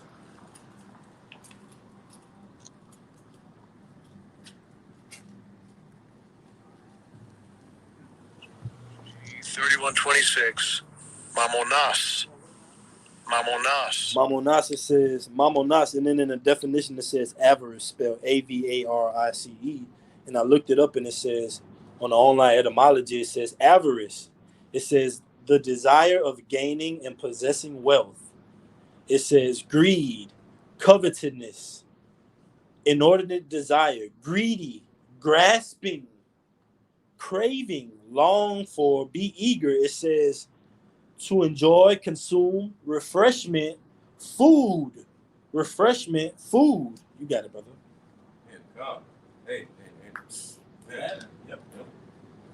And that basically it basically goes in like Your belly. Yep. Basically making your desires and your fleshly lusts and your fleshly wants an idol. That's right. You're clinging more to your wants and your need in this world more than the wants and needs of Yahweh Shema Shah. That's right. Why it tells you in Colossians 3, verse 1 on down, set your affection on things above and not the things below on the earth. Because the things of this world, the fashion of this world is getting ready to pass away. The riches, the wealth, okay, the powers of Esau, Edom, and his elites, and you see the nations. So if you trust these things, then ultimately you're going to perish right along with these devils. You see? That's right, man. Because we saw a great example of that whenever that first P hit, man. When the first P hit, everybody was so concerned about their jobs and how they was gonna make it, man. Yep, they went and got juiced up, man, on a false flag. They went and got juiced up, you know what I'm saying, in fears of that they were gonna lose their jobs. And fears of what? They was gonna lose their assets, the things that they worked hard for all those years. Their mortgage, that they put on the money that they put into the mortgage after all those years. All right, that just shows you, man, that when this Karama comes, as we've been speaking about, it's gonna be nothing. It's gonna be nothing for these people to want to line up and take it, man, because they don't have faith outside of anything besides what they see in this world, man, in this society. They don't have no faith in anything else, man. All right. So what? They're gonna fall. They're gonna fall to this, man. All right. They're gonna fall to that. They're gonna fall to this image, man. All right. You got it. All right? 1 Corinthians 7:31. And they that use this world as not abusing it, for the fashion of this world passeth away. That's right, man. So we use this world, man. All right. We in the world, but we not of the world, man. All right. We're just passing through. Okay. But what it says as well, Shalaki? 1 Corinthians 7:31. And they that use this world as not abusing it, for the fashion of this world passeth away. That's right. The fashion of this world passes away, man. So we don't put our mind to this place to say, man, you know, we gather, you know, money and go to our jobs or whatnot, whatever brothers may do, and save, okay, to get whatever necessities that you have to. And you're not wrong if you get a little bit of extra something if you have money. But overall, to say that you're gonna have a life here and that you're gonna have a white picket fence and a family and all of that, that's out the door, man. That's out the window. We're not looking forward for that, man. All right? All right? We're not looking forward for this, man. We're not looking forward for this place to even last that long, man. All right? We're looking for this thing to go out by next year, Lord willing. You know? Abarat Tazar, that this place, all hell breaks loose, man. All right? You got them already talking about government shutdown because they almost about to reach their cap. Okay. Yeah, spiking and alarming rate of pestilence, specifically in the state that we live in. Yeah. You got the CDC director saying, put those face protections on again, man.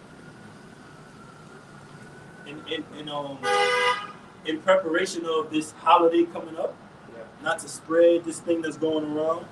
It's Proverbs 11:4. Richest profit not in the day of wrath, but righteousness delivereth from death. The righteousness of the perfect shall direct his way, but the wicked shall fall by his own wickedness. That's right, man. So richest profit not in the day of the Lord, man. Okay, the things, the materialistic things that we have here, okay, we know that they're all temporary because there's already executive orders to take all your worldly possessions away from you, man. Perfect illustration of our lesson, swallowing. Yeah. Child being swallowed and clothed by a father. Boy, too. What I mean to say. Yep. But yeah, man, as he said, man, that the righteous, what? Can you read that one more time, Papa Shah? This is the book of Proverbs, chapter 11, verse 4. Richest profit not in the day of wrath, but righteousness delivereth from death. The righteousness of the perfect shall direct his way, but the wicked shall fall by his own wickedness. That's right. So the wicked are gonna fall by their own wickedness, man. Which is what? That filling of their belly, man. All right, receiving of their constellation. They have received their constellation, man. And the constellation is their their cars, their jewelry, their houses, okay, their families, all right, which they chose over the Lord, man. Okay, so what? They're gonna fall by those things, man. All right, and the Lord is looking for men to be able to sacrifice the things right now, so that way what?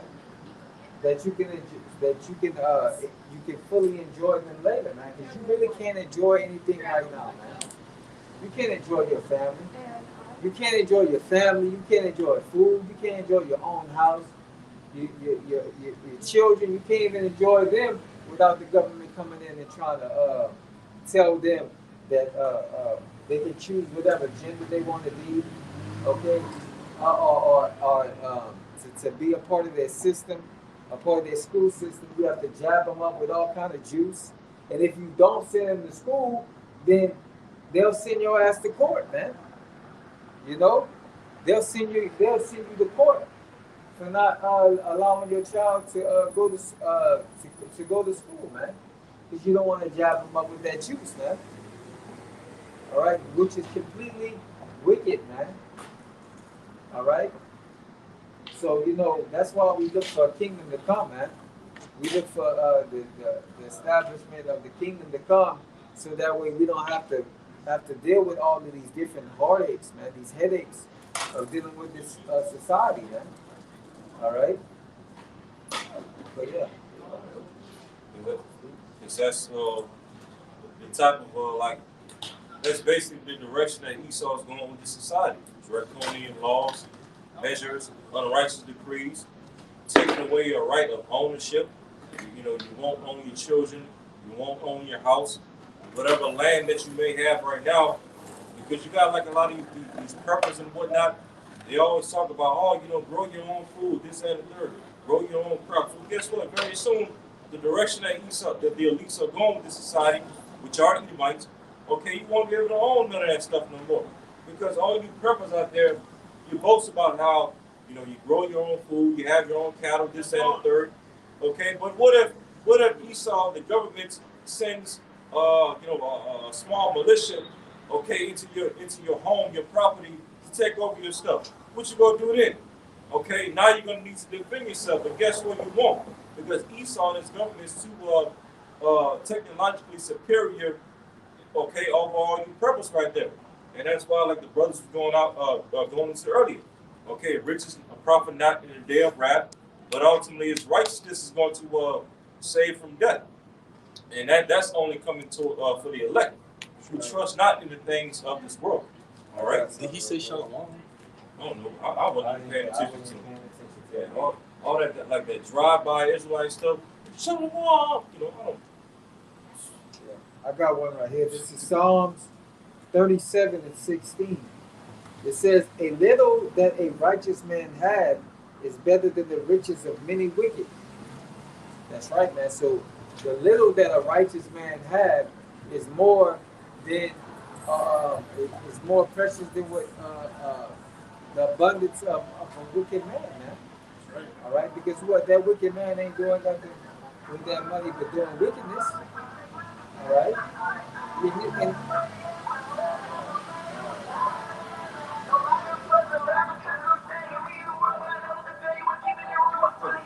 That's all I be seeing like back in my hometown. Like a lot of these young dudes look like they fresh out of high school or just into college, riding these big ass trucks Yeah. with the what they call the Carolina squat. And that's an example of what I just read. Yeah. You got money, and you spend it on what? Dumb shit, man. You know?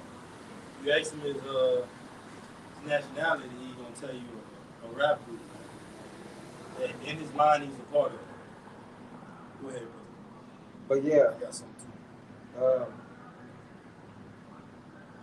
but yeah, the little that a righteousness have is better than the wicked man, and we see a great example of that because what? Who is ruling right now? Esau Edom. All right, these rich banking families that own all the money in the world. Okay, and what are they doing? They're funding both sides of the war. They're causing all kind of mischief. Okay, they own all of these different companies. Okay, the food, the medicine, all right, the television, corrupting the mind, corrupting all three of them, man. All right, corrupting all three. All right, they give you medicines that way you have to keep on coming back to them. They feed you television with lies. All right, propaganda. All right, and the food is defiled. Okay, along with everything else, man. A lot of the foods that are here in America are banned in a lot of other countries, man. All right, and now you have a house divided. You have California that they ban some some of those items like Skittles. What else did they ban? Sour Patch Kids. All these. Hey, and then they'll have it. You'll be able to go. Just that's why scriptures say our people are destroyed for lack of knowledge. Just read back lately. They'll have these warnings that say, "Hey, this is outlawed in the state of California, known to us for causing cancer." They be like, man, I grew up on that. What? We're supposed to renew our minds. New creatures, man. Yeah. Old man is past. Bring in that new man that's ready to receive that incorruptible body. That's walking after the image of Yahushua. This is Job 13:4. But ye are forgers of lies. Ye are all physicians of no value.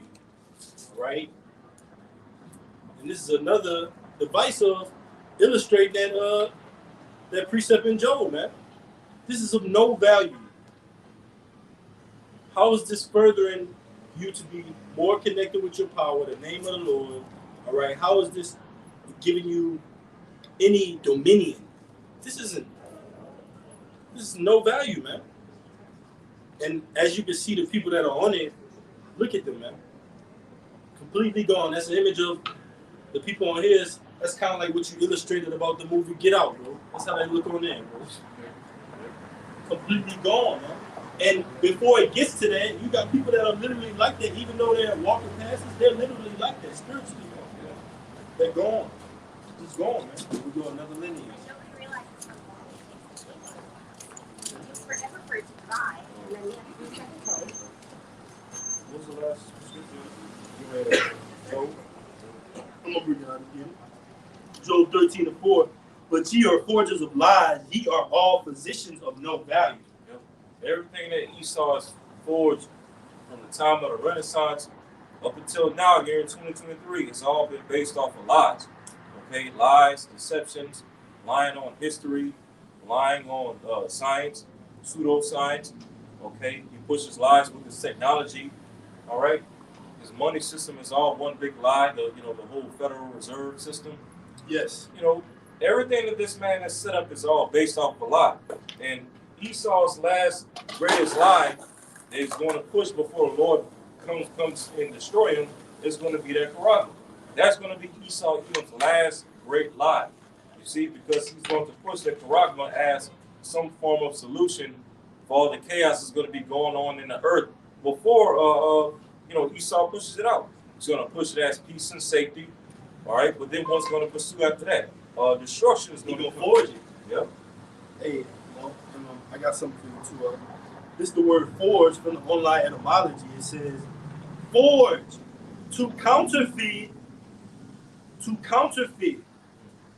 forge, to shape, fashion, build, construct, to falsify. And as we read, it said you are physicians of no value. Physician is like to what? Doctor. The word doctor means to falsify. So that's the works of this society. And this society is based off of purity, wickedness, witchcraft, wizardry, man. It says to construct, to frame, to build device. Build a device. So as a brother was going to A crafty device. I like it. crafty device. It tells it was at Daniel 8, he calls craft to prosper. So Esau, he forges lies and deceptions, and it's going to lead to him forging a device to further push his lies and deceptions. Yes. And that's the Quran, the Revelation 13, verse 16. Okay? What you got? All right. Then lead to it. Okay. God. This is Daniel 8:25. And through his policy also he caused Shlaki. And through his policy also he shall cause craft to prosper. Right, and as the apostles and various other brothers always make a disclaimer when this precept is brought out. This is originally talking about Antiochus Epiphanes back in the ancient Greek Empire, but now we're in the Greco-Roman system all over again. So we see Esau getting ready to push these things all over again. Go ahead. You got something too. It says, and through his policy also he shall cause craft to prosper in his hand, and he shall magnify himself in his heart, and by peace shall destroy many. He shall also stand up against the prince of princes, but he shall be broken without hand. Right. So through Esau pushing his witchcraft, okay, his craft, his devices, his pseudoscience, his pseudo technology in these other days, it's going to lead to him magnifying himself in his heart, thinking that he's the Most High, thinking that that he has ultimate control over the things of the earth, control over people, control over the food, control over the resources, control over how people travel and go to and fro. When Esau pushes that charagma and tries to implement his NWO system, that's going to have him on a godlike state. He's going to magnify himself in his heart. Okay, magnify himself in his heart to the point to where, as the brother just read, he's even going to try to fight against the Prince of Peace, which is Yahweh Shai. Like that's how mad and insane this devil is. Like he tells you in Obadiah concerning Esau, the pride of thine heart hath deceived thee. This devil is greatly deceived through his science and technology that has made him proud these other days. That money made him proud, man. Yep. That money and technology, like you said, right? Hey, the Lord Yahweh Shema Shai is going to seriously humble this devil, okay? Bring him down to naught, to where the nations are going to narrowly look upon this devil, like it says in Isaiah 14. You'd be like, man, you mean to tell me this nigga is the one who made all the nations to shake and tremble and weaken us out? This man right here, that's how little Lord's gonna break this devil. Okay? A great humbling is coming to these Edomites, starting with their elites. And back to the point of going into Antiochus before Epiphanes, right? Solutions. He ultimately had that agenda back then in that Greek Empire to put them under that policy for it to prosper, and it didn't then. But that's Esau Edom first coming into power, and now him ending off his rulership, all right, his unreliable rulership. But that reflects as America today, man. Esau Edom is going to cause his craft to policy. He calls it all, man. First Maccabees 1:41. Moreover, King Antiochus IV, wrote to his whole kingdom that all should be one people. All right, he calls it all. All right, both small, great, rich and poor, free and bond. Okay, that they put a charagma in their right hand or their forehead, man. All right, it says, moreover, King Antiochus wrote to his whole kingdom that all should be one people, and everyone should leave his laws. So all the heathen agreed according to the commandment of the king. Now, this even shows you that the Lord says the heathen agreed, but then it tells you that there were Israelites amongst the heathen, even at this time. It says, First Maccabees 1:42, and everyone should leave his laws, so all the heathen agreed according to the commandment of the king. Yea, many also of the Israelites consented to his religion and sacrificed unto idols and profaned the Shabbat. Hey, and that's happening in this time, man. All right? You got Israelites that are going to consent to that crap. Revelation 13, it says, all right, those miracles, all right, that he caused to be performed in the sight of the image, that he caused them to worship the beast.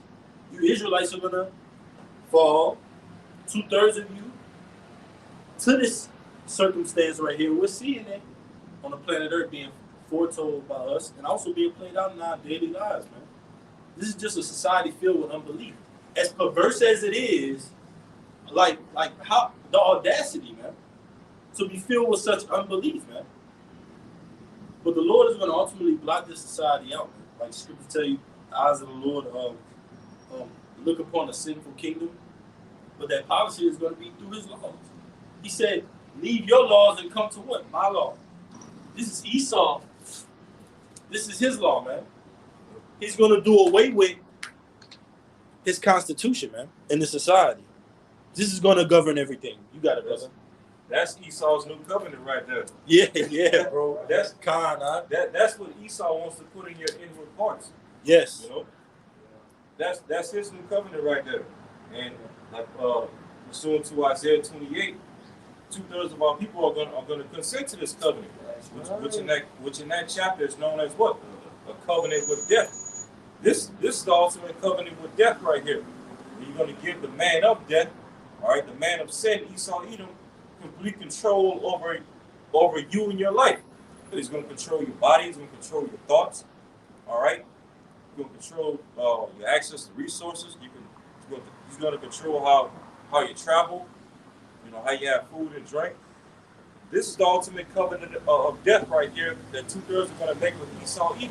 Which this is his new covenant, his left-hand new covenant. But that was Khan, this is just back in First Maccabees 1:11. In those days went there out of Israel wicked men who persuaded many, saying, "Let us go and make a covenant with the heathen." And the brother brought up this is Esau's new covenant.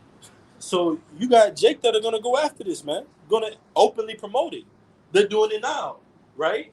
Because if you're not denying it, you're promoting it, right? They're not actually saying, "Hey, go and do this," but their actions are saying they're not denying it. So that speaks volumes. First Maccabees 1 and the latter end of 11, saying, "Let us go and make a covenant with the heathen that are round about us. For since we departed from them, we have had much sorrow." So this device pleased them well. Then certain of the people were so forward therein that they went to the king, who gave them license to do after the ordinances of the heathen. So you're going to have people, all right, you so-called Native Americans, Latinos, and Negroes, who are already seeing you're bought out. You're going to be so forward to promote this on the behalf of Esau Edom, man. And guess what? Lead our people into that ditch. As we see that being unfolded, man. Because guess what? You're not teaching it, then you're forward. In this point in time, right? You're not teaching for righteousness according to the Bible, then you're for wickedness. Yeah, we seen that. Yeah. We seen a lot of that when they first started the P, man. All right, you seen all these celebrities coming out talking about, I mean, all kind of celebrities coming out saying, "Get this, get the juice, get the juice, get the juice." Celebrities that you ain't seen in years. Yeah, they even got more than Freeman. Yeah. A Mike Jones effect, man. Coming back and being brought back through Esau's new covenant, man. Like the brother put it. They're being remembered in Esau's life, man. They want a piece of this society, man. What's going to happen? Man, and look on Jake's face when you can't put those 10,000 upon 10,000 upon 10,000s of $100 bills on your head, man. When that actually means nothing. You know how much that means to Jake to put money off, splurge it out? That's literally a highlight in Jake's mind and walking Babylon, man. What happens when that goes away and vanishes? What are you going to do? You're going to seek this license right here, man. And when you go into that word license, the etymology, it means to do something that would otherwise be illegal, right? Illegal according to what? Our law, statutes, and commandments. So you're going to get the license to do this. This is illegal according to us, man. That's what we're telling you. This is an illegal device, man. This is not legit. This is technology, man. Pseudoscience. You got it, brother. Good.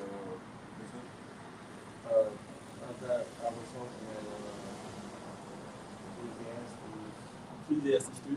Go ahead, yes. Where you want me to start? Start from the top. This is Ecclesiastes chapter 3, verse 1. It says, "To everything there is a season." Everything there is a season. So it's a season that you're going to be up, season that you're going to be down. It's a season that you're going to have plenty, a season that is going to be scarce. The Lord is doing that and maneuvering it throughout the planet Earth. Everybody got their chance to rule, right? We go into these historical pieces and tell you when different rulers came into power, when they went out of power. Everybody had their chance, but who's the judge in all of these captivities? How about Shaniel Shai? The Lord was judging.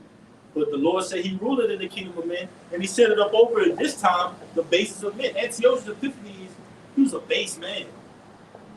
How do we know? Look at the mindset he came in. He wanted everybody to leave their laws that were holy, the holy covenant, as it's going to read. Let me read that real quick, because it said our covenants were holy, man.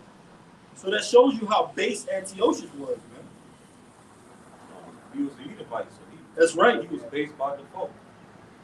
This is First Maccabees 1 and verse 13. Then certain of the people were so forward herein that they went to the king, who gave them license to do after the ordinances of the heathen, wherein they built a place of exercise at Jerusalem according to the customs of the heathen. So they built in vain, man, according to the customs of the heathen. Offering up swine's flesh, all right? Having our children uncircumcised, like it's going to say. Verse 15, First Maccabees 1 and 15, and made themselves uncircumcised. And made themselves uncircumcised, man. We made ourselves Gentiles, man, under that Gentile mindset, going after the ways of the heathen, going after their image, their system, being base.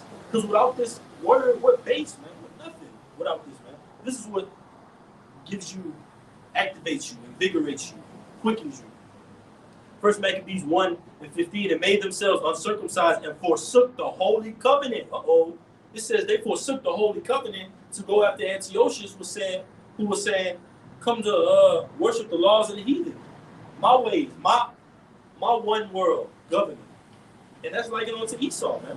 And you got Jakes that are selling out. All right? We're building onto the marriage, man. We're not buying into the system. Yahushua said, if my kingdom was of this world, then my servants will fight, that I should not be offered up into the hands of the Jews. Therefore is my kingdom not from hence. So now we're at the end of this thing where it's time to really fight and really, like they say, what? When you 4th and 1 or 4th and inches, you in the trenches, man. That's how we are right now. This is a spiritual battlefield, man. People are passing up and down. You have to be mindful of everything, man. All right? Spirits are active, man, in these times. And that's like it on the prophecy. But we're the men that the Lord has put out on the planet Earth across the four corners to foretell these things. We make up the tabernacle. It might not seem like that to everybody else, but that's the key to the Lord. The Lord says, give me faith of a mustard seed. Just give me a little bit. Just try. Just try, man. That's what the word strive means, to try. To fight, man. First Maccabees 1 and 16. Now, when the kingdom was established before Antiochus, also like it, verse 15, and made themselves uncircumcised and forsook the holy covenant and joined themselves to the heathen and were sold to do mischief. And this is mischief. This is that charagma is nothing but mischief, man. That's a snare to you, man.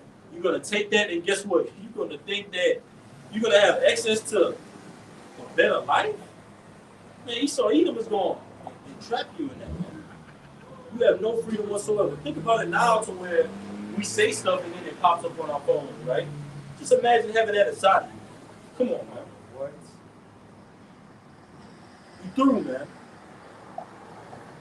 You got it, bro. God, this is Ecclesiastes chapter 3, verse 1 again. To everything there is a season and a time to every purpose under the heaven. A time to be born and a time to die. A time to be born, and that illustrates the point we made earlier, right? Being born. That's a cut to the virgin birth. There's a time for everything under the heaven. And I want to get that word season because I had it earlier. But Bishop, could you read that one more time out? The word season? It says, to everything there is a season and a time. A what? It says to everything there is a season. A season and a time. This is the word season from the online etymology. It says season, proper time, suitable occasion, right moment, appropriate time. A sowing, planting. It says to sow. And that's like it unto the Lord. The Lord, a sower, a ruler, a king. All right? Fashion that rulership, that kingdom onto a certain way. All for his will, all for prophecy. And the Lord has done that. He's pulleth up one and pulleth down another. The Lord said, I have seen servants on horses and kings walking as servants upon the planet Earth, roughly paraphrasing. That's like it on us. You got servants in rulership right now, man. But according to Deuteronomy, it says the curses are going to be upon our enemies now. Now the shoe's on the other foot. We just got to be prepared for it, all right, by keeping for good the house of the Lord, man. Keeping up the Lord's house until He come. Until I come, the Lord said, give attendance to sound doctrine. Part of the sound doctrine is teaching the Bible, and it's 144%. Man. Volume of the book. Go ahead, my boy. That's more. It says, you want me to read all the way down to Enoch? Yeah, just going in. You can start where you're going. It says, a time to be born and a time to die, a time to plant and a time to pluck up that which is planted. Right, and this is the latter end of the word season. It says the meaning, time of year when an animal is hunted or killed for food. It says the sense of period of time regularly devoted to a particular sport or amusement. Now those two, I brought that out because those are two different types of times. It says there's a time of year when an animal is hunted or killed for food, and there's another time for regularly devoted to a particular sport or amusement. That's a time for mourning, that time particular where animals are being killed, right, essentially. And you got the other time for amusement. That's like it unto the Lord, man. You got good times, bad times, good times, evil times, perilous times. But these times that we're coming into, the scriptures tell you that woe unto you that go into the house of joy, man, roughly paraphrasing, man. It's better to go to it's better to go into the house of mourning than to the house of mirth, man. We know that this book is filled with lamentations, mournings, and woes. That means we got to prophesy the downfall of this place in order to get some relief, in order to get peace. We're teaching the truth of the scriptures. We're not breaking any laws, all right? We're teaching the truth of the scriptures. So have we become your enemy because we tell you the truth? Yes, we know you're going to persecute us. But even in your persecution, we're going to get the win. You got it, brother. It says a time to kill and a time to heal. Time to kill, time to heal. And this is the time of the killing of the society and the healing of the children of Israel, the healing of the elect. And a part of that healing is coming back to these laws, statutes, and commandments. The name of the Lord and His Son's name. What is the name of thou can tell?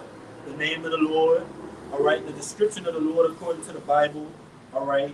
Debunking and, like the scriptures say, our weapons are spiritual by taking these stumbling blocks, all right? Telling our people that, hey, the Charagma isn't Sunday Sabbath, Sunday service, the embargo, white woman, and all these different theories on the planet Earth that people just, these groups have promoted, man. And ultimately, when it's full blown, just like the men of the Lord are made manifest, right? You're going to have the wickedness made manifest. Like in Scooby-Doo, the mask of the wicked is going to be pulled off, so you're going to know who's promoting this Charagma. Just like when that time came when the Jews came, right? We knew who supported the Jews at that time, right? Just like we knew who didn't take it. We knew who supported it, man. You got it, brother. It says a time to heal and a time to break down. A time to break down. The Lord will do that to you in the truth. The Lord will break you down in order to heal you. The Lord will take something from you in order to direct your path more clearly. You got it, bro. You can speak on it. You got it. God. It says, I'll read it again, a time to kill and a time to heal, a time to break down and a time to build up. A time to break down and a time to build up. Hey, and that's just, let me cut you off.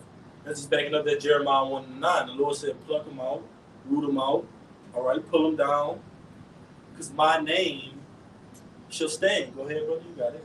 Yeah, I was just going to say again, like, we're breaking down this kingdom by, bringing up this banner, bringing up this word, bringing up this truth, waking up the nation of Israel, telling them the prophecies, prophesying.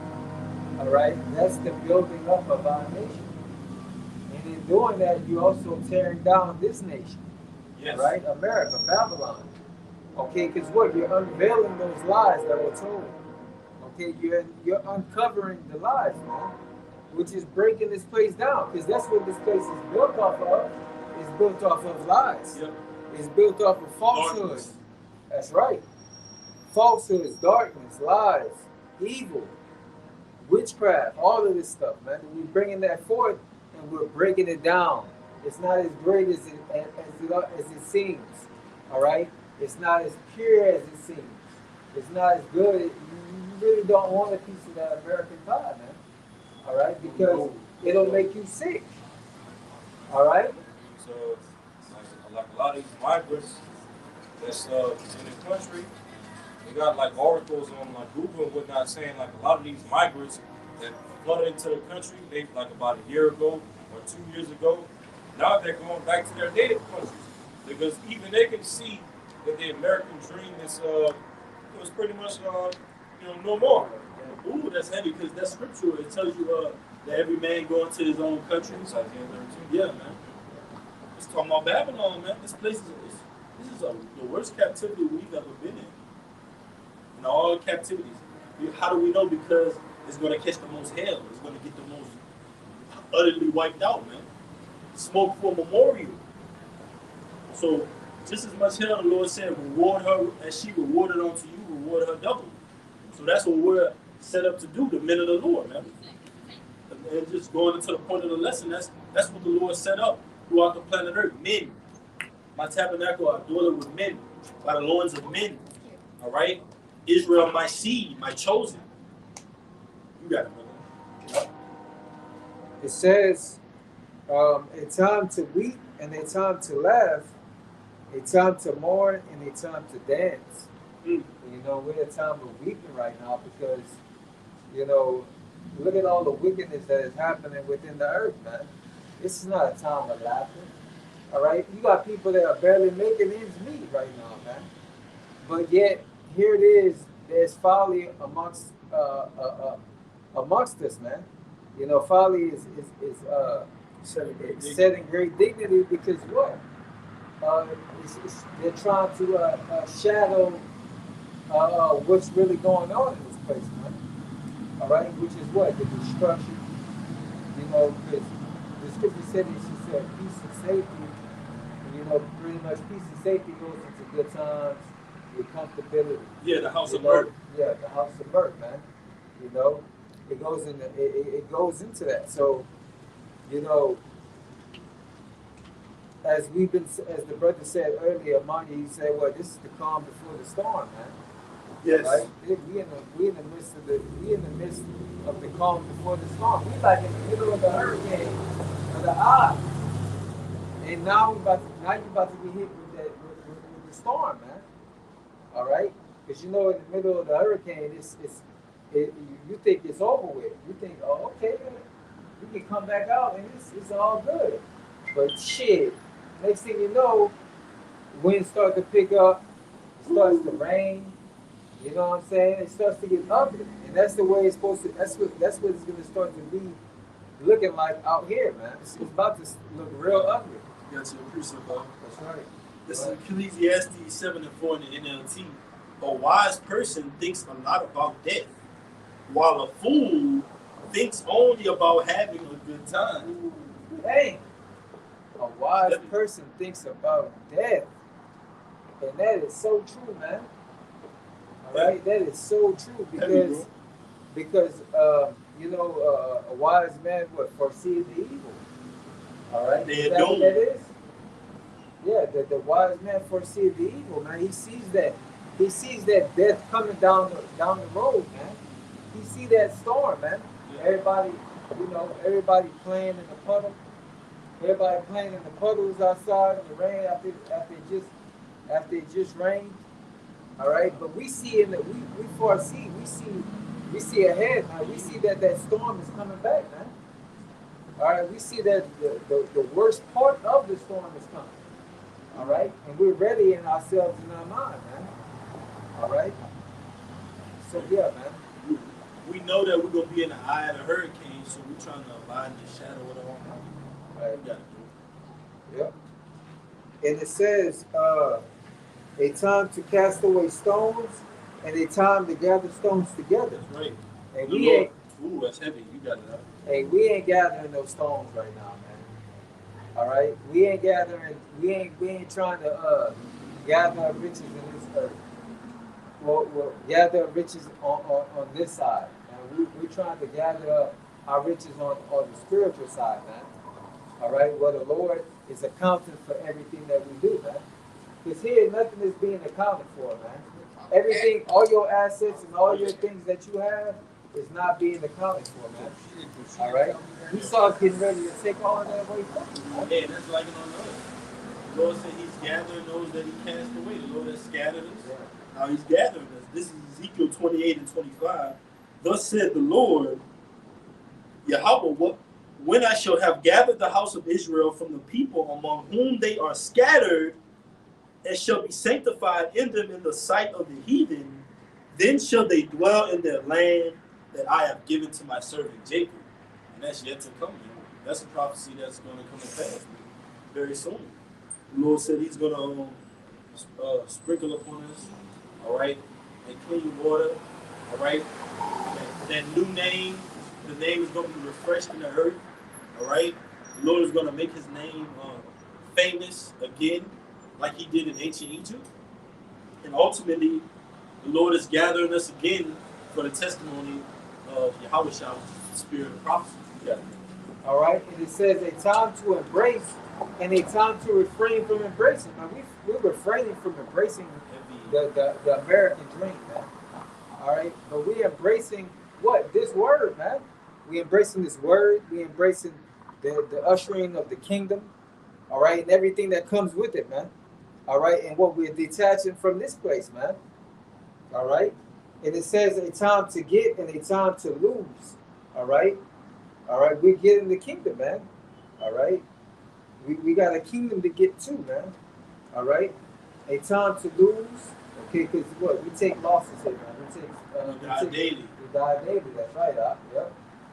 It says a time to keep and a time to cast away, man. You know?